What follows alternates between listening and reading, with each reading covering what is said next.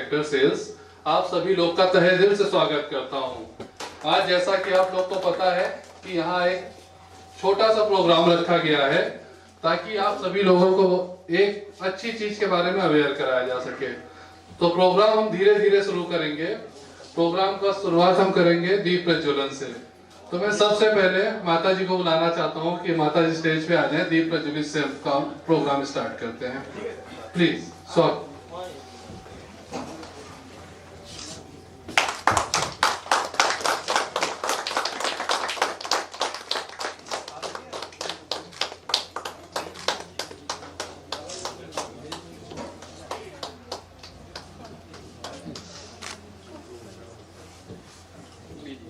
मैं उनको सम्मानित करना चाहता हूं। आप सब लोग हमारी माता जी को जोरदार तालियों से स्वागत करें। ये रामायण की पत्नी रोहन सिंह हमारे बड़े भैया हमारी माता जी को गिफ्ट करेंगे।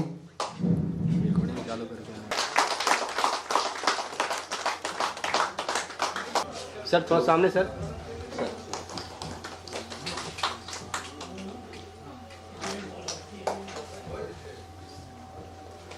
बहुत धन्यवाद देना चाहता हूं कि आप लोग आज यहाँ उपस्थित हुए, जो हमें एक छोटा सा मौका मिला आपको थोड़ी सी सेवा देने का। तो मैं बात शुरू करता हूँ इनोवा रियलटेक इंडिया से, जिसमें से कि हमारे सारे मित्र जब एक टाइम पे हम लोग नोएडा पे थे तो सारे लोग बहुत ही ज़्यादा दिक्कतों का सामना करना पड़ रहा था। तो उन्हीं दिक्कतों को देखते हुए हम लोगों ने एक फर्म स्टेब्लिश की जिसका नाम रखा इनोवा रियलटेक इंडिया। आज इनोवा रियलटेक इंडिया 13 वर्षों से आप सभी को अपनी सेवाएं दे रहा है, जो कि आज तक उस इनोवा रियलटेक इंडिया में किसी भी कस्टमर की कोई भी शिकायत नहीं पहुंची। रीजन, हम सबसे पहले कस्टमर की सर्विसेज पे ध्यान देते हैं कि कस्टमर को क्या चाहिए, कैसे चाहिए, क्योंकि नोएडा दिल्ली में ऐसी प्रॉपर्टीज हैं, रियल एस्टेट वैसे बड़ा बदनाम हो रखा है कि वहाँ प्रॉपर्टी सही नहीं मिलती, फ्रॉड होता है, धोखाधड़ी होती है। इन सब दिक्कतों का सामना करते हुए, चीज़ों को देखते समझते हुए हम लोगों ने ये डिसाइड किया कि आज हम जो चीज़ें शुरू कर रहे हैं उसमें कभी कस्टमर को कोई दिक्कत ना आए, क्योंकि कस्टमर नहीं होता, हम ही लोगों में से बीच का कोई ना कोई इंसान होता है, किसी का चाचा, किसी का ताऊ, किसी का फूफा। तो हम लोगों ने ये डिसाइड किया कि सबसे पहले तो हम इस चीज़ पे काम करते हैं कि हमारे द्वारा जुड़ा कोई भी व्यक्ति किसी भी तरह से फाइनेंशियल परेशान ना हो, क्योंकि अक्सर वहाँ देखा गया लोग भटक रहे हैं, भाग रहे हैं, लोगों को प्रॉपर्टी मिल रही नहीं मिल रही है, दिक्कतें बराबर होती जा रही हैं। लेकिन हम लोगों का एक छोटा सा कंसोर्टियम बना जिसमें हम 4-5 मित्र ने अपनी अपनी नौकरी छोड़ के हम लोगों ने सेवा के लिए अपना एक रास्ता चुना इनोवा रियलटेक इंडिया के द्वारा।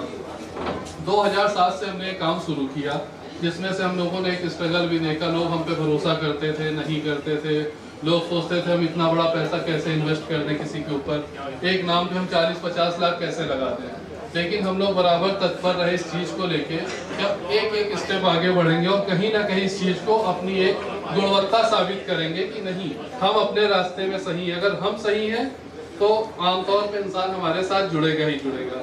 जैसा कि एक विश्वास आज मैं देख रहा हूँ जमुई पे आके, कितने सारे लोग एक विश्वास पे हमारे कहने पे आ गए यहाँ, तो ये बहुत बड़ी बात है। एक बार मैं सबका शुक्रिया अदा करना चाहता हूँ कि आप सब लोग हमारे बीच उपस्थित हुए। बहुत ही खुशी हुई इस चीज़ को देख के। बाकी आगे थोड़ा सा आपको राय देंगे हमारे आलोक राय साहब। आलोक राय को मैं स्टेज पे इन्वाइट करना चाहता हूँ, थोड़ा सा वो आगे। आलोक राय, आप सब लोगों को तहे दिल से शुक्रिया अदा करना चाहता हूं कि आप लोगों ने हमें एक मौका दिया यहाँ पर एक इवेंट करने का और प्रेजेंटेशन करने का। तो नोएडा में इन्वेस्ट क्यों करें, नोएडा में अपनी पैसे को क्यों लगाएं, उसी को डिस्कस करने के लिए मैं आपके बीच में आया हूँ। हम कोई भी इन्वेस्टमेंट करते हैं तो बहुत सारी चीजों का पैरामीटर हम चेक करते हैं कि अगर हम यहाँ पे इन्वेस्टमेंट करेंगे तो हमारा आगे का रिटर्न क्या होगा।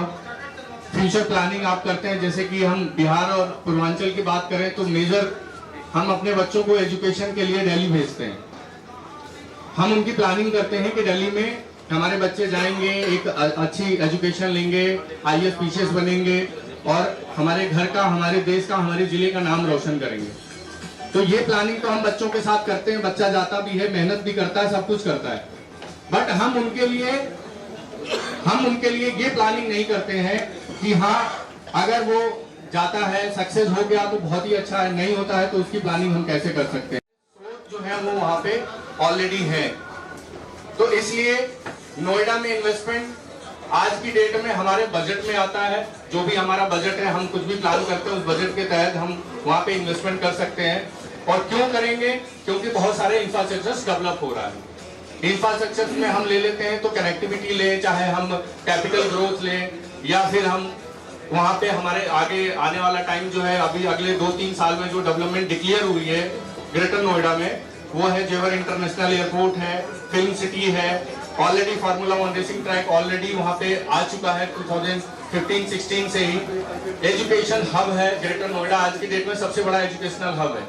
वहाँ पे इंजीनियरिंग कॉलेज, मेडिकल कॉलेज, बहुत सारी कॉलेजेस जो है वहाँ पे ऑलरेडी है, जो रनिंग में है, जो चल रहे हैं। तो हम इन सब चीजों को देख करके ही हमने इस डेवलपर के साथ कनेक्ट किया, क्योंकि ये डेवलपर एनसीआर का आज के डेट में सबसे बड़ा डेवलपर है, कॉमर्शियल मार्केट का सबसे बड़ा डेवलपर, जिसने डिफरेंट लोकेशन पे प्रोजेक्ट डिलीवर भी किए हैं, और जिन्होंने भी वहां पे इन्वेस्टमेंट की है आज एक अच्छी रेंटल इनकम भी मिलती है उनको।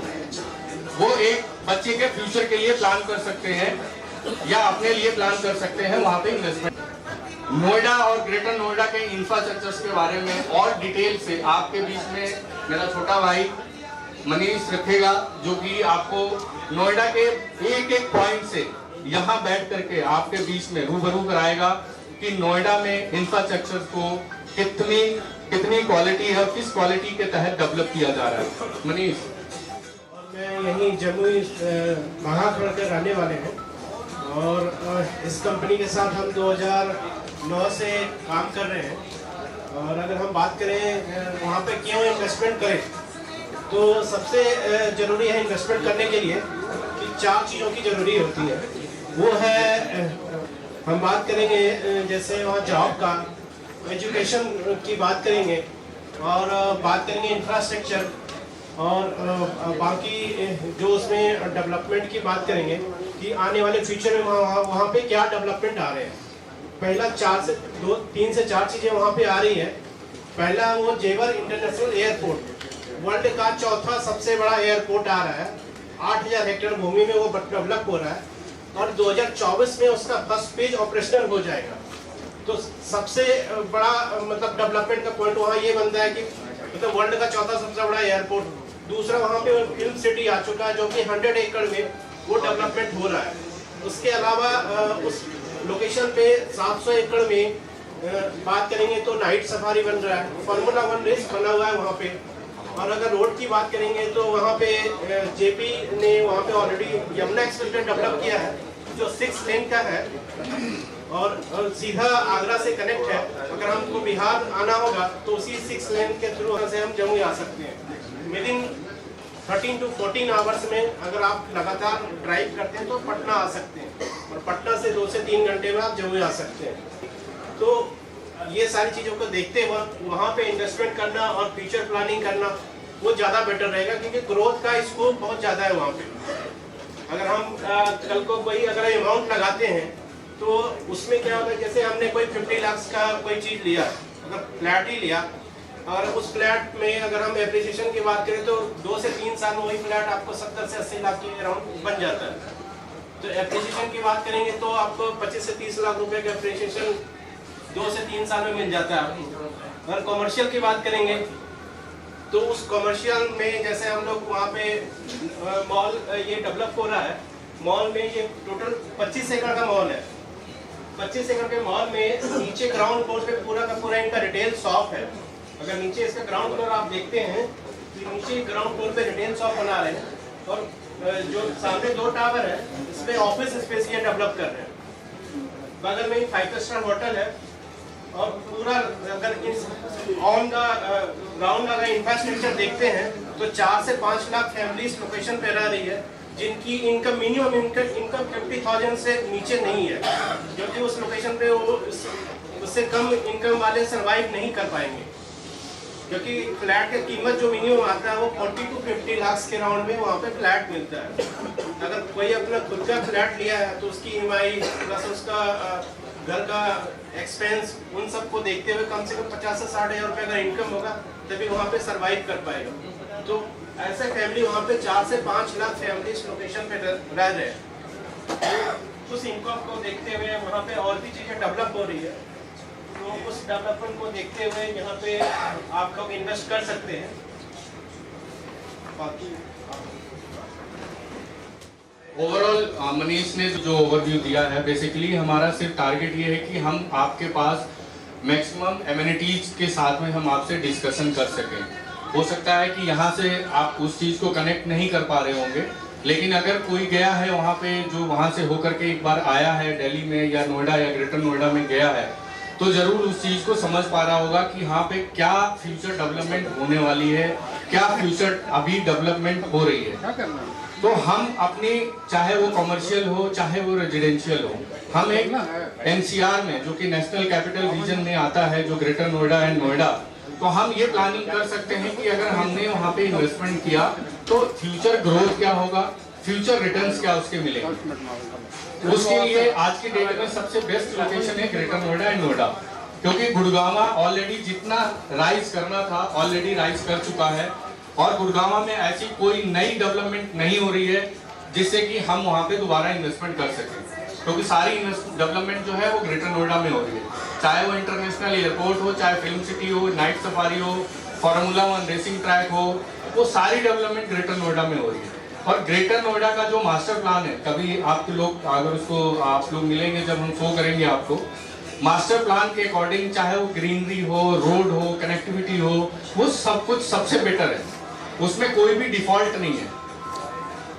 तो ग्रेटर नोएडा में इन्वेस्टमेंट के लिए सबसे अच्छा ऑप्शन आज की डेट में भूटानी है। भूटानी हम लोग लेकर के आए, उसके बहुत सारे डेवलपमेंट और डिलीवरी के बिहाफ पे। हम अपनी बात को यहीं पे खत्म करते हैं, क्योंकि जमुई की जनता से मैं पहली बार रूबरू हुआ हूँ, तो शायद मैं बहुत कनेक्ट नहीं कर पा रहा हूँ आप लोगों से, लेकिन ऋषि का जन्म ही जमुई में हुआ है और यहीं पले बड़े हैं, यहीं से उन्होंने अपना एजुकेशन स्टार्ट किया। उसके बाद ये नोएडा में आकर के इन्होंने हम लोगों को भी साथ में रख करके हमको भी एक मार्गदर्शन भी दिया है मित्र, बट कहीं ना कहीं कुछ बातें इतनी अच्छी होती हैं कि वो मतलब हमें समझ में आती हैं। तो शायद मैं आप लोगों के बीच में कनेक्ट नहीं कर पा रहा हूँ, लेकिन ऋषि को मुझे लगता है कि आप लोगों को उतनी ब्रीफ से बता पाएंगे और आपको कनेक्ट कर पाएंगे प्रोजेक्ट से, इन्वेस्टमेंट से, हर चीज से। तो मैं ऋषि को आमंत्रित कर रहा हूँ कि ऋषि आए और अपनी बात को रखें और आप लोगों को बेहतर इन्वेस्टमेंट एंड बेहतर फ्यूचर की प्लानिंग आपको जरूर शेयर करेंगे। बहुत अच्छा इंट्रोडक्शन दिया नोएडा के बारे में। नोएडा एक आने वाले टाइम में इंडिया का सबसे खूबसूरत शहर बनने वाला है, और आज भी नोएडा अपने आप में एक बहुत विकसित शहर में शुमार है।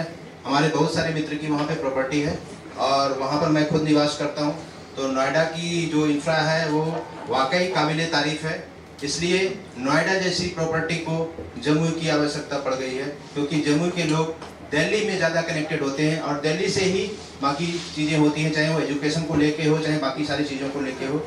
और इस शहर का जो इंफ्रा है वो अपने आप में बेजोड़ है, और हमारे हिसाब से हम सभी लोगों को एक बार उस शहर को जरूर जाना चाहिए। हमारे कई शिक्षक साथी हैं जो नोएडा से प्रॉपरली रूबरू हो चुके हैं, जिन्होंने तकरीबन 29-30 डेट की हियरिंग करने के क्रम में नोएडा ही गए थे और नोएडा में ही उन्होंने नोएडा को बनते हुए देखा है।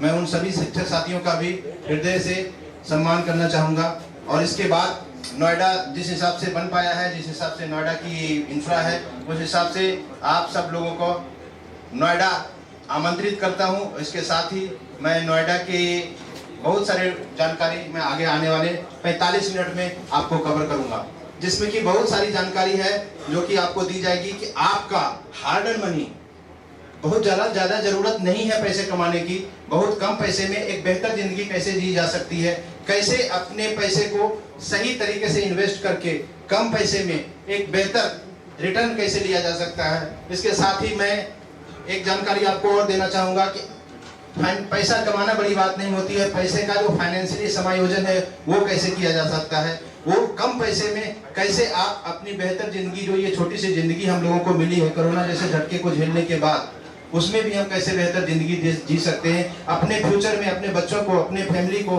कैसे एक बेहतर लाइफ स्टाइल दे सकते हैं, कैसे हम जम्मू में स्ट्रगल करते हुए एक बड़े लक्ष्य को, एक ग्लोबल बिजनेस से कैसे जुड़ सकते हैं, इसके साथ एजुकेशन में बच्चों को एक लाइफ स्तर को कैसे ऊपर उठा सकते हैं, बस छोटा सा इनिशिएटिव लेने पे आप कैसे इस चीज को तरक्की कर सकते हैं, वो मैं आपको डिटेल में जानकारी अगले आने वाले 45 मिनट में दूंगा।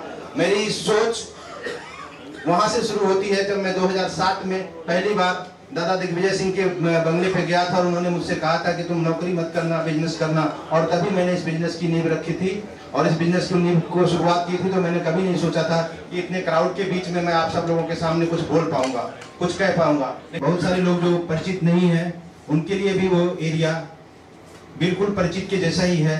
दिल्ली, नोएडा, गाजियाबाद, ग्रेटर नोएडा के बीचों बीच स्थित एक एरिया है, जिस एरिया में एक बहुत बड़े इंफ्रा डेवलप किया जा रहा है। मैं ग्रेटर नोएडा अथॉरिटी के सीईओ को धन्यवाद देना चाहूंगा कि उन्होंने ऐसे प्लान को अप्रूव किया।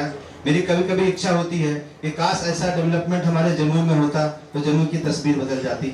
आने वाले टाइम में वैसे डेवलपमेंट भी देखने को मिलेंगे अगर सभी लोगों का सहयोग होगा और जमीन मुहैया कराई जाएगी तो वैसे डेवलपमेंट के लिए भी हम सब तैयार हैं और आने वाले टाइम में वैसा डेवलपमेंट जम्मू के लिए जरूर करेंगे।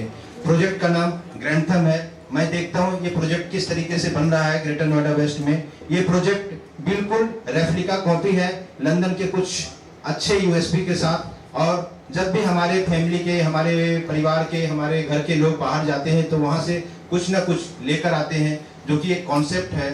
जब भी आप बाहर जाते हैं, जब वहाँ की सिविलाइजेशन को देखते हैं तो वहाँ से कुछ ना कुछ कॉपी करके लाते हैं और वो चाहते हैं कि अपने जिले में, अपने एरिया में वो चीज़ों के बारे में लोग जाने। ये हमारा ह्यूमन नेचर है। तो मैं आइए आपको एक प्रोजेक्ट से रूबरू कराता हूँ। एक ऐसा प्रोजेक्ट है जहाँ पर सबसे बेसिक लोगों का भी ख्याल रखा गया और सबसे बड़े लोगों का भी ख्याल रखा गया। ये प्रोजेक्ट किस तरीके से बनेगा, कैसा प्रोजेक्ट होगा और कैसे इस प्रोजेक्ट में भागीदार बनकर आप हम सब लोग ऑटो पायलट मोड पे जा सकते हैं, कैसे इस प्रोजेक्ट में भागीदार बनके हम सब लोग अपने आने वाली पीढ़ियों को एक अच्छी बेहतर लाइफ स्टाइल दे सकते हैं, कैसे इस प्रोजेक्ट में हम अपने आप को समायोजित करके और कैसे इस प्रोजेक्ट के से जुड़कर हम अपने आने वाली पीढ़ियों को एक बिजनेस के लिए और एक रेकरिंग इनकम के लिए नई दिशा दे सकते हैं।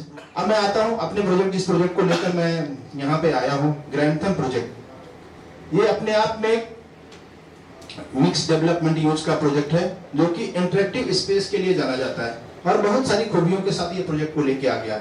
अब आप इस टावर को देख रहे होंगे, सोच रहे होंगे पता नहीं क्या है, लंबा सा, लेकिन ये इसका एक फ्लोर प्लेट 30,000 स्क्वायर फीट का है और जो राउंड में 34 और 31 स्टोरी के रूप में गया हुआ है। शायद मैं इस बिल्डिंग को अगर मैं बजरंगबली चौक पे बना दूं तो पूरा जमुई का कॉमर्शियल एक्टिविटी इसी बिल्डिंग में हो सकता है। तो ऐसी सोच के साथ इन्होंने बिल्डिंग बनाने की कोशिश की है और ये बिल्डिंग जो देख रहे हैं, जो बड़ी वाली टावर्स है, ये 31 स्टोरी की है और छोटी वाली टावर्स जो है वो बड़ी वाली जो बिल्डिंग है वो 34 स्टोरी की है और छोटी वाली टावर जो है 31 स्टोरी की है और 27 फ्लोर पे इसको इंटरकनेक्ट किया गया है। सिंगापुर में, कुआलालंपुर में एक ऐसा टावर है जो कि आपस में कनेक्टेड है। तो ऐसे टावर्स को कनेक्ट किया गया है और ऐसी टावर बनाई गई है जो कि नोएडा के लिए, हिंदुस्तान के लिए एक शान होगी। और मैं ये बता रहा हूँ, आप लोग बहुत चक्कर मत होइएगा, क्योंकि मैं बताऊं ये प्रोजेक्ट ये इतना बड़ा प्रोजेक्ट नहीं है कि हम लोगों के रीच से बाहर है। मैं अभी आपको एक बहुत बड़ा धमाका देने वाला हूँ कि कैसे हम सब लोग इस प्रोजेक्ट के अंदर, इस प्रोजेक्ट के पार्ट कैसे बन सकते हैं। बस छोटा सा इनिशिएटिव लेना है बिना पैसे का। पैसा, व्यापार, वो बाकी चीजें नहीं होती है। कैसे इनिशिएटिव लेके कैसे इतने बड़े प्रोजेक्ट का पार्ट बन सकते हैं वो मैं आगे आने वाले टाइम में बताऊंगा।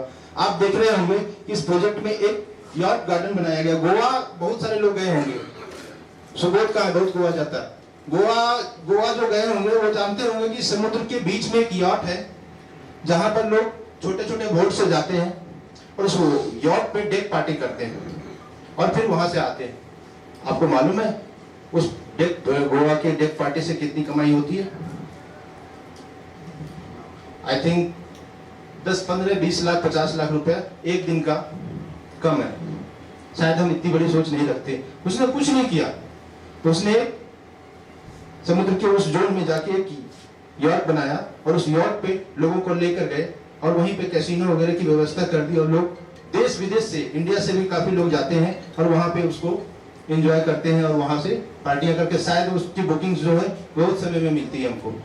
तो ऐसे यार्ड गार्डन को बनाने के लिए, क्योंकि चूंकि नोएडा में समुद्र नहीं है और यमुना भी बहुत दूर है, वहां से करीब करीब 5-6 किलोमीटर की दूरी पे है, तो उन्होंने एक आर्टिफिशियल लेक डिजाइन किया और उस लेक को डिजाइन करके एक यार्ड गार्डन बनाया और उस यार्ड गार्डन को छोटे छोटे बोट के माध्यम से कनेक्ट करने की कोशिश की, ताकि आप उस प्रोजेक्ट में जाएं और उस प्रोजेक्ट में जो लोग इन्वेस्ट कर चुके हैं, जिन्होंने दुकानें और जिन्होंने ऑफिस स्पेस ले चुके हैं, उनको इस यूएसपी का लाभ मिल पाए और उस प्रोजेक्ट में वो उनकी दुकानें चल पाए। कहने का मतलब है कि अगर मैं यहाँ पर एक प्रेजेंटेशन दे रहा हूँ तो बहुत सारे लोग यहाँ पे आए तो अगल बगल की 2-4 दुकानें तो चलने ऐसे भी चल जाएगी, पान बीड़ी सिगरेट का बाकी सारी चीजों का दुकान चल जाएगा।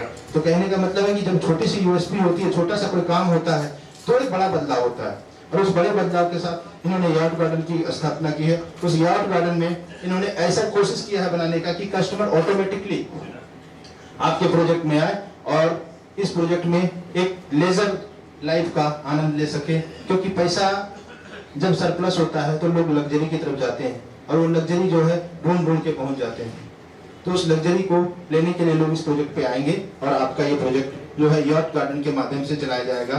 बाकी ये मिक्स डेवलपमेंट यूज है, बाकी आपको आगे अब कॉन्सेप्ट क्या आ गया हाई स्ट्रीट रिटेल शॉप का। अगर जम्मू में ही मैं बात करूं, यहाँ से 5 किलोमीटर 10 किलोमीटर दूर पे एक ऐसी जगह का निर्माण हो जहाँ पर कि हर एक एमिनिटी जो 25-30 एकड़ के प्रोजेक्ट एरिया में हो, तो बहुत सारे लोग जम्मू को छोड़ के वहाँ पे जाएंगे। वहाँ पे बैंक की सुविधा होगी, एटीएम की सुविधा होगी, बाकी सारे शोरूम्स होंगे, बाकी सारी एमिनिटीज होगी, तो लोग जम्मू को छोड़ के बाकी की जगह पे जाएंगे और वहाँ पे भी परचेज करेंगे। तो इस तरीके से क्या होता है कि हाई स्ट्रीट रिटेल की स्थापना की गई है वहाँ पे, मतलब एक लेवल ऊपर की सोच की गई है कि ऐसी दुकानें बनाई जाए, ऐसा लोकेशन बनाया जाए, ऐसा एरिया बनाया जाए जहाँ पर बहुत सारे लोग जाकर एक साथ बहुत सारी एमिनिटीज का फायदा उठाए और हर दुकान कैसे चल सकता है। आप देखिएगा कि इन्होंने 4 ब्लॉक बनाए हैं। मैंने ब्रोशर आप लोगों को दिया तो मैं बताऊं आपको कि इन्होंने 4 ब्लॉक बनाए, block A B, block C D, block E F, block G H. 4 block जो इन्होंने बनाया है, तो 4 ब्लॉक में आप देख रहे होंगे कि दोनों ब्लॉक दोनों साइड से ओपन है। वहां पर शोरूम दुकानें बनाई गई है, 592 स्क्वायर फीट 772 स्क्वायर फीट की दुकानें बनाई गई है। लेकिन इसका जो बीच का गली है, कई लोग कानपुर गए होंगे, बाकी सारे शहर गए होंगे, कनाट प्लेस गए होंगे, तो वहां पे राउंड करते हुए लोग घूमते हैं बाकी सारी जगहों पे। तो ऐसी कोशिश की गई है कि अगर आप इन दोनों ए और बी ब्लॉक के बीच में अगर आप राउंड करेंगे तो इसमें आइस जोन बनाया गया, मतलब कि आप गर्मी के दिन में अगर उस जोन में जाएंगे तो आपको ठंडा महसूस होगा और आप जानबूझकर उस जोन में जाएंगे घूमने के लिए, और जब आप घूमने जाएंगे तो बाकी सारी दुकानें ऑटोमेटिकली आप परचेजिंग कर लेंगे। यहाँ पर जब हम जम्मू वाले गली में जाते हैं तो कई बार गर्मी लगती है, बरसात लगती है, तो बाकी ये सारी चीजें इस जोन में नहीं लगेगी, क्योंकि इस जोन में जो टेम्परेचर होगा वो नॉर्मल टेम्परेचर से 7 से 8 डिग्री डाउन करके एक आइस जोन बनाया गया है, ताकि आपको यहाँ पर उस एमिनिटीज का फायदा मिल पाए। मैं बात करता हूँ डी और ई ब्लॉक का। दुबई मिराज, दुबई में एक मॉल है जहाँ पर आप जैसे जैसे चलते हो, जैसे जैसे आप कदम रखते हो, वैसे वैसे जमीन की जो फंक्शन है वो चेंज हो जाता है, लाइटिंग होती है वहाँ पे, तो आपको मजा आता है घूमने में, अपने आप को फील करते हो कि यार मैं इस जगह पे किस तरीके से कैसे वॉक कर सकता हूँ। तो डी और ई ब्लॉक में और ई और एफ ब्लॉक में दुबई मिराज बनाया गया। अब मैं बात करूँ कि बात छोटी है, लेकिन अगर मैं उस शहर के हिसाब से देखूं तो जो लास्ट वाला ब्लॉक है, जो यार्ड गार्डन के दोनों तरफ का ब्लॉक है, ये दोनों ब्लॉक में गंडोला राइड बनाया गया। गंडोला राइड मतलब कि आप बोटिंग का मजा ले सकते हो, बोटिंग करते हुए बीच में बोटिंग करते हो और दोनों तरफ दुकानें होती है।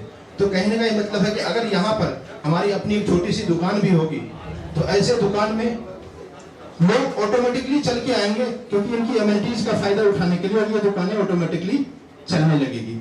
तो इस तरीके से इस प्रोजेक्ट को डिजाइन करते समय बहुत सारी खूबियों को इस प्रोजेक्ट के अंदर डाला गया। इसको निर्माण करने के लिए ज्यादा हाइट नहीं की गई है, सिर्फ 2 फ्लोर, लोअर ग्राउंड और ग्राउंड। लोअर ग्राउंड भी नहीं बोल सकते उसको, ग्राउंड और अपर ग्राउंड, सिर्फ 2 फ्लोर, ताकि लोगों को शॉपिंग करते हुए सारी सुविधाओं का ध्यान रखते हुए इस पर किस तरीके से आप कर सकते हैं। इसके साथ ही मैं बात करूं कि जो ऑफिस टावर बनाए गए हैं, तकरीबन 20,000 स्क्वायर फीट के एरिया को कवर किया गया है एक फ्लोर के लिए, और दूसरे टावर में 30,000 स्क्वायर फीट के एरिया को कवर किया गया। तो अगर दोनों एरिया को मिला दो तो 50,000 स्क्वायर फीट का ऑफिस फ्लोर कवर किया गया। 3 फ्लोर उसके जो लोअर ग्राउंड और फर्स्ट फ्लोर है वो सिर्फ कॉमर्शियल के लिए कवर किया गया है, और 3rd फ्लोर से लेकर 34 फ्लोर तक ऑफिस स्पेस को कवर किया गया। तो इस तरीके से ऑफिस स्पेस को कवर करने का मतलब हुआ कि यहाँ पर जो लोग काम करेंगे उनके लिए मार्केट भी यहीं पे हो, और काम करने के लिए इस कंपनी ने लीज गारंटी के साथ अपने प्रोडक्ट को डिजाइन किया है, जो आपके हार्ड एंड मनी को प्रोटेक्ट करती है और उसके रिटर्न के रूप में आपको बेहतर रिटर्न मुहैया कराती है। और उसके साथ ही इस प्रोजेक्ट में बहुत सारी कंपनियों से टाई अप हो चुका है, जैसे कि गूगल के ऑफिस, गूगल का हेड ऑफिस अभी नोएडा में है, जिसका एक ब्रांच गुड़गांव में है, जिसका एक ब्रांच नोएडा में खोलने की बात की गई है। और बहुत सारी ऐसी कंपनी है, एसेंचर है, NIT है, और बहुत सारी कंपनी को लेकर आया है। अब मैं बात करूं कोवर्किंग स्पेस का, ये जो वर्ड है, ये वर्ड बहुत मेहनत से आया है, और ये वर्ड लाने के लिए, इस प्रोडक्ट को लाने के लिए हमने डेवलपर से बहुत सारे रिक्वेस्ट किया और इस प्रोडक्ट को लेके आया हूँ। ये प्रोडक्ट अपने आप में एक बेजोड़ प्रोडक्ट है। अभी आप देख रहे होंगे कि कोवर्किंग स्पेस का वर्ड आप लोग पहली बार सुन रहे होंगे। एक ऐसा स्पेस जहाँ पे अलग अलग समूह के लोग एक साथ बैठ के कैसे काम कर सकते हैं, अलग अलग वर्टिकल के लोग एक साथ बैठ के कैसे काम कर सकते हैं, और इसमें एक साथ बैठ के काम करते हुए कैसे इसका लाभ उठा सकते हैं, चाहे वो इन्वेस्टर हो, चाहे वो छोटे स्टार्टअप हो, चाहे वो बड़े कंपनी हो, वो कैसे एक जगह पे बैठ के काम कर सकते हैं, वो हम आगे स्लाइड में आपको बताएंगे। कोवर्किंग स्पेस के बारे में और इन्वेस्टर के बारे में भी बहुत सी खूबियाँ लेकर आए हैं कि कम पैसे में कैसे अच्छी ज़िंदगी जिया जा सकता है। तो 1999 में ये कल्चर आया था, और 2012 में 1999 में ये प्रोडक्ट बना था, और 2012 में आकर इंडिया में ये कल्चर आया। और 2012 में वीवर्क नाम की एक कंपनी ने अपना पहला ऑफिस मुंबई में खोला, जो कि कोवर्किंग के स्पेस पे। तो कोवर्किंग स्पेस का एक सिंपल सा मतलब यह है कि एक फ्लोर को इस तरीके से डिजाइन किया गया कि वहाँ पे बहुत सारे स्पेसेस को, बहुत सारे ऑफिस को यूटिलाइज करने के लिए एक लार्ज स्पेस को कैसे छोटे छोटे यूनिट में बांटकर और उसको फिर डेवलप किया गया। मैं बात करता हूँ, आगे स्लाइड दिखाएं, इसके एडवांटेज की, कैसे एक छोटी सी जगह से बड़ा बिजनेस किया जा सकता है, कैसे एक छोटी सी सोच के साथ हम बड़े बिजनेस को ऑप्ट कर सकते हैं, कैसे हम डिफरेंट जोन के लोग मिलकर एक जगह पे बैठ के कैसे काम कर सकते हैं, वो बताया गया है कोवर्किंग चैम्बर MSME के बारे में। मैं बताऊं कि हम जब अपने ऑफिस में काम करते हैं तो वहाँ पे बहुत सारी चीज़ों की रिक्वायरमेंट पड़ती है, जैसे कि बहुत सारे लोग बिजनेसमैन हैं हमारे सामने बैठे हुए, स्कूल के ओनर भी बैठे हुए हैं। एडवर्टाइज के लिए डिजिटल वालों की ज़रूरत पड़ती है, अकाउंटिंग के लिए, फाइनेंस के लिए अकाउंटेंट की ज़रूरत पड़ती है, और बाकी और भी चीज़ों के लिए बहुत सारी सेक्टर्स के लोगों की ज़रूरत पड़ती है, मीडिया की ज़रूरत पड़ती है, तो बहुत सारी चीज़ों की ज़रूरत पड़ती है एक फ्लोर पे काम करते हुए। ये सारी चीज़ों, एम्प्लॉय को, मैन पावर मैनेजमेंट के लिए एम्प्लॉय को हायर करने की ज़रूरत पड़ती है, ये सारी प्रतिष्ठानों को एक ही फ्लोर पे डिजाइन कर दिया गया, और जिसको जो इतनी ज़रूरत होगी उसके हिसाब से आउटसोर्सिंग के माध्यम से उसको कनेक्ट कर सकते हैं। बहुत सारी चीज़ें हैं जो कि आपको एक फ्लोर पे मिल जाती है। तो कोवर्किंग के सैकड़ों एडवांटेज हैं, और एक छोटी सी एक चेयर से, कहते हैं ना कि जब आप, कई लोग जो बिजनेस में हैं, बहुत सारे लोगों ने बिजनेस में को देखा भी होगा, बहुत सारे लोगों ने बहुत बेसिक से स्टार्ट भी किया होगा, चाहे वो डॉक्टर लॉ भी हो, चाहे कई बार मैंने कहते हुए भी सुना है कि मैंने तो यहाँ से स्टार्ट किया और यहाँ तक पहुँचा हूँ। तो छोटी छोटी जो शुरुआत होती है वो एक चेयर से शुरुआत होती है, और बाद में जाके वो बड़ा रूप लेता है, अगर उसको रास्ता मिल जाए तो। जरूरी नहीं कि जैसे मैंने स्ट्रगल करके अपना ऑफिस भी किराए पे, मकान भी किराए पे, और अपने आप को एस्टेब्लिश कर लिया, हर लोग नहीं कर पाता, क्योंकि बहुत सारे लोगों को बहुत सारी चीज़ों को छोड़ना पड़ता है। तो छोटी छोटी चीज़ों से कैसे बड़ी चीज़ बनती है, वो कोवर्किंग स्पेस ने सिखाया है। कैसे आपके बच्चे एक सीट से अपना काम शुरू करके, क्योंकि मैं बता दूं, मोदी जी ने डायरेक्टली इनडायरेक्टली आप लोगों को मैसेज दे दिया है आत्मनिर्भर भारत के बनने के लिए।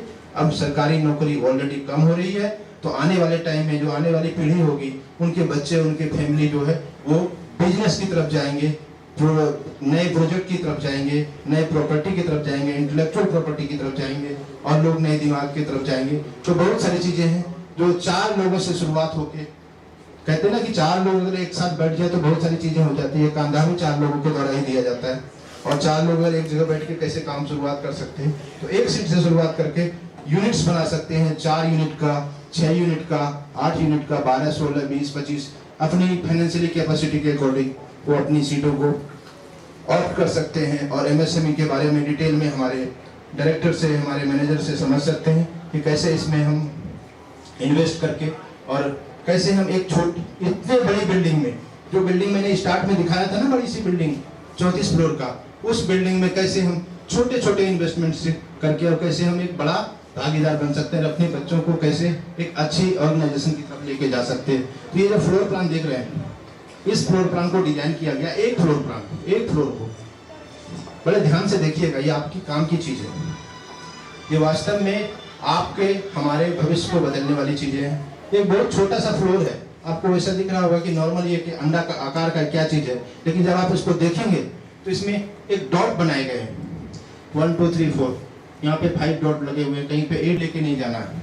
एसी बाकी जैसे इस होटल में सारी सुविधाएं थी, हम सिर्फ कोट पैंट लेके आए और अपना प्रेजेंटेशन दे रहे हैं, वैसे ही इस फ्लोर पे सारी सुविधाएं आपको मिलेगी। सिर्फ आपको अपने बच्चे को तैयार करना है आने वाले फ्यूचर से लड़ने के लिए, आने वाली जिंदगी को संभालने के लिए। एक छोटे से चैम्बर उनको गिफ्ट करिए, ताकि उस चैम्बर को लेकर वो आने वाले टाइम में एक चैम्बर से अगर शुरुआत करके पूरे फ्लोर का मालिक बन सकता है। और छोटी सी शुरुआत जो है आपके फ्यूचर में आपके फैमिली को बहुत बड़ी ताकत दे सकती है।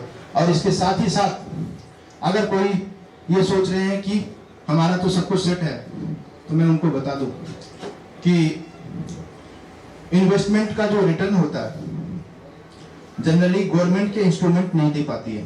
शायद गवर्नमेंट का इंस्ट्रूमेंट उतना ही रिटर्न देती है जो आपका इन्फ्लेशन रेट होता है। कुछ लोग समझ पा रहे होंगे, हमारे बीच में हैं जो इन्फ्लेशन रेट को समझ पा रहे होंगे। इन्फ्लेशन रेट का मतलब होता है कि बैंक का ब्याज, अगर बैंक में अकाउंट में अगर पैसा है आपको, तो 6 से 7% का ब्याज मिलता है। इससे ज़्यादा तो नहीं मिलता होगा, शायद सीनियर सिटीजन होंगे तो 8% मिल जाता होगा रिटर्न के रूप में। और अगर घर में कैश पैसा पड़ा हुआ है तो वो भी सरदर्दी है, क्योंकि उसको हम ठिकाने कहाँ लगाएं, कैसे किसको दे दें, कौन से आदमी को कहाँ दे दें पैसा, इस पैसे से कैसे किस पे भरोसा किया जा सकता है। तो बहुत सारी बातें होती है पैसे के मामले में, क्योंकि सरप्लस पैसा भी एक बुद्धि खराब कर देता है। और मैं वही बुद्धि को ठीक करने आया हूँ कि पैसे का कहाँ पे बेहतर इन्वेस्टमेंट कर सकते हैं। और वो इन्वेस्टमेंट की शुरुआत मात्र 4 से 5 लाख रुपए में भी की जा सकती है। बहुत बड़ी रकम की आवश्यकता नहीं है, छोटी छोटी शुरुआत करके भी आप बड़े लक्ष्य को हासिल कर सकते हैं। इसका पेमेंट प्लान मैं बताऊंगा अभी आने वाली स्लाइड में, कैसे हम 4 यूनिट के साथ अपनी चीजों को शुरुआत कर सकते हैं। 1 यूनिट का मतलब कीमत, शुरुआती कीमत मात्र 5 लाख रुपए है 1 यूनिट का। अगर मैं 4 सीट की बात करूं तो 20 लाख रुपए की कीमत होती है। और 20 लाख रुपए की कीमत के लिए हमारे डेवलपर ने एक बहुत बेहतरीन पेमेंट प्लान बनाया है। आपसे मात्र 50% पैसा ही मांगता है। एरिया कितना? एरिया जो है इसका 278 स्क्वायर फीट 4 सीट का होता है। और 3 सीट की बात करूं तो 201 स्क्वायर फीट, और अगर 5 सीट की बात करूं तो 335 स्क्वायर फीट। इसी तरीके से हर 67 के मल्टीपल में वो एरिया बढ़ता हुआ चला जाता है। तो मैं बात करूं, छोटी सी शुरुआत करता हूं, छोटा सा बताता हूं कि अगर 4 सीट का एक कैलकुलेशन सिंपल सा बनाता हूं। 5 लाख रुपए की एक सीट है, एक हाइपोथेटिकल सिचुएशन है, 10-20 हजार रुपए डाउन ही होगा। 5 लाख रुपए की एक सीट है और 5 लाख रुपए की एक सीट की कीमत जो रखी गई है, उसमें डेवलपर कहता है कि मुझे 50% ही दो, और जितनी रकम आप दे रहे हो उस रकम पे आपको 12% का रिटर्न भी मैं दे रहा हूं। यानी कि आपसे 5 लाख की सीट पे हम 2.5 लाख रुपए लेते हैं और 2.5 लाख रुपए में 2500 रुपए महीने देने का वादा करते हैं। तब तक का वादा करते हैं जब तक ये प्रोजेक्ट आपके हाथ में नहीं आ जाता। 50% देने के बाद 25% की रकम जो है हम आपको आपके फ्लोर का कंस्ट्रक्शन कर देते हैं, तब मांगते हैं। आपका फ्लोर जो है 19वें फ्लोर टावर ए में डिसाइडेड है, तो 20वां फ्लोर का कंस्ट्रक्शन जब कर देते हैं, यहाँ पर कोई ऐसा प्लान नहीं रखा गया है, क्योंकि रेरा ऑलरेडी इस्टेब्लिश्ड हो चुकी है। रेरा के बारे में अगर किसी को जानकारी नहीं हो तो मैं बता दूं, रियल एस्टेट में एक ऐसा कानून आ गया है गवर्नमेंट के द्वारा, जो अब डेवलपर और कस्टमर के बीच एक सरकार भी आ चुकी है जो कि आपके पैसे का प्रोटेक्ट करती है। तो मैं बताऊं, 20वां फ्लोर बनने के बाद आपका जो है 25% डिमांड और मांगा जाएगा, और उसके बाद सिर्फ स्ट्रक्चर कंप्लीट होने के बाद और बाकी सारे पोजीशंस पे रजिस्ट्री के टाइम मांगा जाएगा। अब मैं बताऊं आपको, पीछे चलना थोड़ा सा, मैं बताऊं कि अगर आपने ये फ्लोर परचेज किया, एक्स फ्लोर आपने परचेज किया और वाई फ्लोर में कोई किसी दूसरे बंदे ने परचेज किया और एक्स फ्लोर का बिजनेस अगर अच्छी तरीके से चलने लगेगा तो वाई फ्लोर की कीमत बढ़ेगी या घटेगी? बढ़ेगी। तो वाई फ्लोर की कीमत ऑलरेडी कैपिटल एप्रिसिएशन के रूप में जो आपने अभी मात्र 5 लाख या 10 लाख रुपए इन्वेस्ट किया, वो करीब करीब आपको 20 लाख या 30 लाख रुपए दे सकती है, जो आपकी जमुई की या बाकी जगहों की जमीन भी नहीं देगी जितना रिटर्न ये प्रोडक्ट आपको दे देगी आने वाले टाइम में। और मैंने आपसे वादा किया है कि आपके जितने भी रकम आप देते हो उसका 12% रिटर्न रकम देने के साथ ही शुरू हो जाती है और तब तक चलती है जब तक आपको पोजीशन नहीं मिल जाता।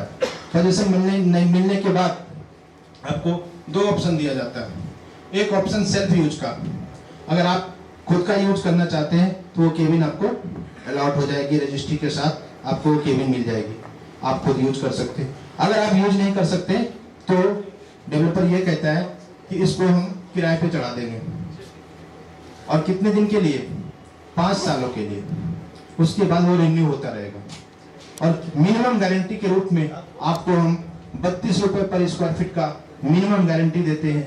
यानी कि अगर आप 67 स्क्वायर फीट का एरिया लेते हैं या 268 स्क्वायर फीट का एरिया लेते हैं, जितना भी एरिया आप लेते हैं उसको 32 से मल्टीप्लाई कर देंगे, उतना रकम की हम मिनिमम गारंटी आपको लेते हैं जब तक आपकी प्रॉपर्टी किराए पे नहीं उठती है, यानी कि 2 साल तक, जब तक डेवलपर उसको मैनेज नहीं करता है। उसके बाद ये सारी बातें जो मैं बोल रहा हूँ ये रिटर्न में आपको एग्रीमेंट के साथ दिया जाएगा। उसके साथ ही जो भी रेंट आएगा इस प्रॉपर्टी का, अभी सभी के हाथ में मोबाइल है, गूगल कर सकते हैं coworking space in Noida, greater Noida, Ghaziabad, Jammu में तो है नहीं, पटना में भी नहीं है, मतलब मेट्रो सिटी में है, तो मेट्रो सिटी में आप चेक कर सकते हैं coworking space in Noida, Ghaziabad. तो एक सीट की जो शुरुआती की रेंटल इनकम है वो 7,000 रुपये है। मैं उससे भी लोएस्ट फिगर में चला जाता हूँ, हालांकि वर्ल्ड क्लास बिल्डिंग है। अगर 5,000 रुपये भी आता है तो उसका 50% और दिया जाता है, यानी कि 5 लाख रुपए लगा के तकरीबन 5,000 रुपये महीने के आप आदमी बन जाते हो। मुझे वो बात कोई बता दे कि 5 लाख रुपए अगर किसी के घर में हो, उससे 5,000 रुपये आता हो और साथ में 5 लाख का 5 लाख पड़ा ही रहे, तो उसको पैसे को घर में रखिए, नहीं तो इन्वेस्टमेंट में इन्वेस्ट करिए। जहाँ भी आप डिसीजन लेंगे, जो भी इन्वेस्ट करेंगे वो हमेशा बढ़ेगा, घटेगा ही नहीं। कई लोग रेसिडेंशियल में इन्वेस्ट कर देते हैं, मैं रेसिडेंशियल का विरोधी नहीं हूँ, लेकिन मैं बस इतना बताऊंगा कि रेसिडेंशियल अगर आप सेल्फ यूज के लिए ले रहे हैं तो बहुत अच्छी बात है, अगर सेल्फ यूज के लिए नहीं ले रहे हैं तो मात्र 2 या 3% ही रिटर्न मिलता है। तो रेसिडेंशियल में रिटर्न कम है और कॉमर्शियल में तकरीबन 12 से 18% का आपका रिटर्न है। तो इन्वेस्टमेंट के पॉइंट ऑफ व्यू से कॉमर्शियल जो है सबसे बेहतर प्रोडक्ट। आपको एक बहुत बड़ा इंफॉर्मेशन ये देना है कि जितने लोग ब्रांड से जुड़े हुए हैं, जितने भी लोग ब्रांड से जुड़े हुए हैं, चाहे छोटा ब्रांड हो चाहे बड़ा ब्रांड हो, ठीक है, लोकल ब्रांड, वो जब बड़ा ब्रांड कैसे बनता है? जब आप उसको एक्सक्लेट करते हैं, बाहर लेकर जाते हैं, वरना वो लोकल ही रह जाता है। और जब इटली का पिज्जा आके हिंदुस्तान में शिफ्ट कर सकता है तो बिहार का लिट्टी चोखा क्यों नहीं जा सकता? इंडिया में जाना चाहिए। हम लोग इस दिशा में सोचते नहीं है, तो हमने इस प्रोडक्ट में, क्योंकि हमारा काम है कॉन्सेप्ट देना डेवलपर को, तो हमने 2 कॉन्सेप्ट दिया। एक कोवर्किंग का कॉन्सेप्ट दिया जो मैंने अभी पीछे डिस्कशन किया था, एक बड़ा कॉन्सेप्ट डेवलपर को दिया जिसको डेवलपर ने बड़े हाथों हाथ लिया। उस कॉन्सेप्ट का नाम है अपना ब्रांड अपनी दुकान। हर आदमी या तो उस व्यक्ति विशेष के नाम से जाना जाता है, बोलो, या तो ब्रांड के नाम से जाना जाता है। किसके नाम से जाना जाता है? ब्रांड के नाम से। अगर आपके पास ब्रांड हो, जैसे डालडा अपने आप में एक ब्रांड है, कोई बोलता है घी लिया, डालडा या जीरोक्स अपने आप में एक ब्रांड है। कोई बोलता, जब ये सब चीजें ब्रांड जब बनती है तो वो ऑटोमेटिकली आपके बिजनेस को 4 गुना बढ़ा देती है। तो मेरा कहने का मतलब है जिनके पास अपना ब्रांड है, चाहे छोटा ब्रांड हो चाहे बड़ा ब्रांड हो, चाहे जिस तरीके का ब्रांड हो, ऐसे ब्रांड को नोएडा में जरूर शिफ्ट करें। और अगर ब्रांड नहीं भी है तो आपको एक ब्रांड जरूर क्रिएट कीजिए अपनी फैमिली के लिए, अपने परिवार के लिए, अपने प्रोडक्ट के लिए। ब्रांड बनाने के लिए कुछ नहीं करना पड़ता है। मैंने भी एक ब्रांड बनाया, हिंदुमा ग्रुप के नाम से। आज मैं 150 लोगों के सामने हूँ यहाँ पे, और तकरीबन ऐसे प्रेजेंटेशन में करीब 50 प्रेजेंटेशन दे चुका हूँ। तकरीबन 5 लाख लोगों से मैं जुड़ चुका हूँ लगभग। और आने वाले टाइम में हो सकता है कि मैं इस ब्रांड का एक टी शर्ट लॉन्च कर दूँ। देखिएगा बिजनेस का एथिक्स, अगर इस ब्रांड का मैं टी शर्ट लॉन्च कर दूँ, ब्रांड की वैल्यू समझिएगा, उस ब्रांड के टी शर्ट में एक लोगो होगा जो मेरा ब्रांड लिखा होगा। शायद अगर 1 लाख लोग उस टी शर्ट को खरीद लेंगे और 100 रुपया ही कमा के देंगे, तो कितने रुपए की इनकम बनती है? कितने रुपए की इनकम बनती है? हो गया करोड़पति। जरूरी है धीरे धीरे पैसा कमाने की। भैया भी देखेंगे, अरे यार किसी जी का ब्रांड है, चलो यार ले लेते हैं, मिल रहा है बढ़िया, बाजार में ऑनलाइन मिल रहा है, चलो उनका ब्रांड है तो एक टी शर्ट इमोशनल भी लोग कनेक्ट कर लेते हैं। ये कैसे संभव हो पाया? ये पिछले 13 साल के मेहनत से संभव हो पाया। सीधी प्रॉपर्टी ना बेच के मैंने इनडायरेक्टली रूप से, अगर इस ब्रांड का जूता भी लॉन्च कर दूंगा, रेड चिप का जूता आ जाता, लोग खरीद लेते हैं। पीटर इंग्लैंड का लोग शोरूम बना लिए। पीटर इंग्लैंड कौन है? किसी का रिश्तेदार है? किसी जानते हो? लेकिन सट जाके खरीदते हैं। क्यों खरीदते हैं? क्योंकि उसने अपना ब्रांड बनाया।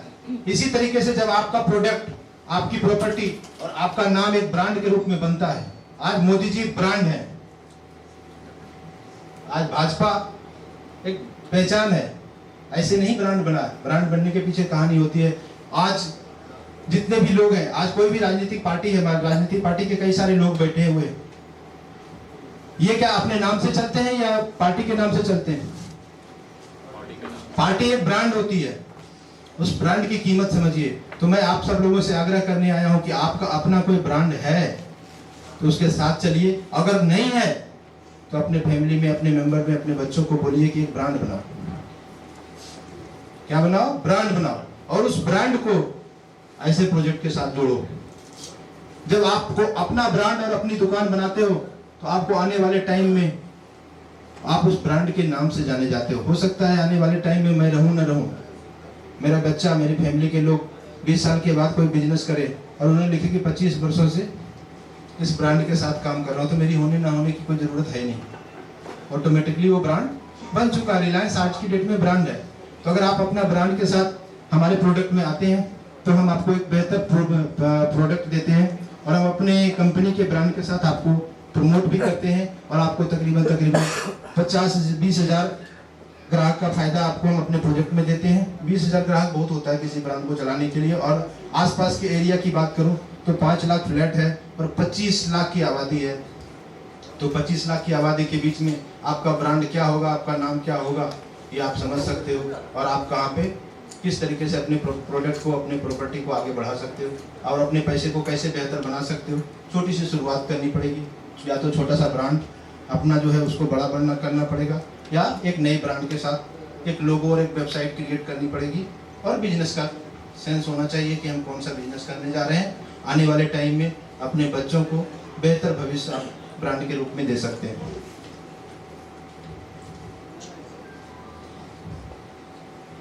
ये ब्रांड को बनाने के लिए मैंने ग्रैंड वॉक एक लोकेशन को आइडेंटिफाई किया है, जिसमें जो पैनल बनाया गया उसके बीच में ब्रांड को हम इस्टेब्लिश करेंगे, आपके ब्रांड को। ये ब्रांड की प्रेरणा मुझे लोकल टू वोकल से मिली है। कैसे लोकल की जो प्रोडक्ट है वो वोकल कैसे बन सकता है। अभी तक हम बाहर के प्रोडक्ट को यूज कर रहे थे, कैसे एक छोटे से शहर का छोटी सी यूएसपी जो है आगे बढ़ सकता है। मैं बात करूं, हर एक जिले में 10 किलोमीटर 5 किलोमीटर में एक चीज़ फेमस होता है। आप अपने जिले को, अपने गांव को देखेंगे तो बहुत सारी, मैं कल गया हुआ था सर के घर की तरफ, तो वह घनवेरिया एक जगह, वहाँ से पेड़ा खरीद के ले आए थे। वो भी एक फेमस चीज़ है, उसको बेचारे को ब्रांड नहीं मिल पा रहा है। अगर वो ब्रांड मिल जाए ना तो पूरे हिंदुस्तान में उस पेड़े का सप्लाई कर सकते हैं। ठीक है, मल्लेपुर का रसगुल्ला बहुत प्रसिद्ध फेमस है, लेकिन चीजें को ब्रांड नहीं मिल पाता है, बाकी सारी चीजें नहीं मिल पाती है। तो जरूरत है बिजनेस को ब्रांड देने की, अपने एरिया को ब्रांड देने की, जिससे कि वो एरिया पहचाना जाए। तो ये ग्रैंड वॉक का एक लोकेशन है, एक एरिया है जिसमें आप लोग अपने ब्रांड को एस्टेब्लिश कर सकते हैं। बहुत छोटा सा इन्वेस्टमेंट करके, शायद 592 स्क्वायर फीट का छोटी सी दुकान लेके आप शुरुआत कर सकते हैं। उसके फाइनेंशियल में 30-35 लाख की शुरुआती कीमत के साथ आप इस ब्रांड को, अपने ब्रांड को इस्टेब्लिश कर सकते हैं। यहाँ पर बड़ी बड़ी प्रॉपर्टी बनाने से कोई फ़ायदा नहीं है। मैं आपको बता दूँ, 50 लाख रुपए इन्वेस्ट करने वाले बता रहे हैं कि 1 रुपया हमको नहीं मिला है, लेकिन अगर 50 लाख रुपए हमें देते तो 50,000 का आदमी जरूर हम आपको बना देंगे मंथली। और अगर ब्रांड बना देते हैं तो 5 करोड़ का आदमी भी बन सकते हैं, 500 करोड़ का भी आदमी बन सकते हैं। रास्ते बहुत ज़्यादा खुल जाते हैं। तो छोटा सा प्रेजेंटेशन है जो मैंने आपको दिया है। बहुत बड़ा फुटफॉल मिलेगा आपको, 20,000 एम्प्लॉइयों का फायदा मिलेगा इस प्रोजेक्ट के अंदर और इस प्रोडक्ट के अंदर, और आप अपने आप को इस्टेब्लिश कर पाएंगे। अभी मैं पूरे प्रेजेंटेशन में आपको 2 प्रोडक्ट दे पाया हूँ। उसमें एक सबसे पहला प्रोडक्ट मैंने कोवर्किंग स्पेस, जो कि ऑफिस स्पेस के रूप में आपको दिया था, जो सीट के माध्यम से दिया था।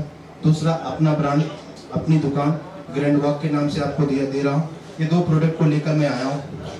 इसमें जो शॉप की साइज है वो 592 स्क्वायर फीट की साइज है। स्टैंडर्ड साइज रखी गई है, जहाँ पर आप अपने ब्रांड को हमारे 20,000 कस्टमर के साथ अपने आप को इस्टेब्लिश कर सकते हैं को ब्रांडिंग के रूप में। इसकी कीमत 1,40,00,000 रुपए रखी गई है और इसमें 22,900 रुपये 90 रुपये का रेट रखा गया। और सेम वही चीज़ इसमें भी डाली गई है कि जितना रुपये आपसे हम ले रहे हैं उतने रुपये पर मंथ का आपको 12% एक एनम के हिसाब से और 1% पर मंथ के हिसाब से आपको रिटर्न के रूप में दे रहे हैं। लास्ट में एक सवाल आप लोगों से है जो स्क्रीन पे आ रही है। सवाल बहुत छोटा है। ये सवाल मेरे दिमाग की उपज है कि आप नहीं करोगे तो कौन करेगा। जरूर पूछिएगा अपने आप से कि आप नहीं करोगे तो कौन करेगा। अभी नहीं करोगे तो कब करोगे। जितनी बातें मैंने बताई है, अभी नहीं करोगे तो कब करोगे, और ये नहीं करोगे तो क्या करोगे। इसके साथ मैं अपनी वाणी को विराम देता हूं। आप सब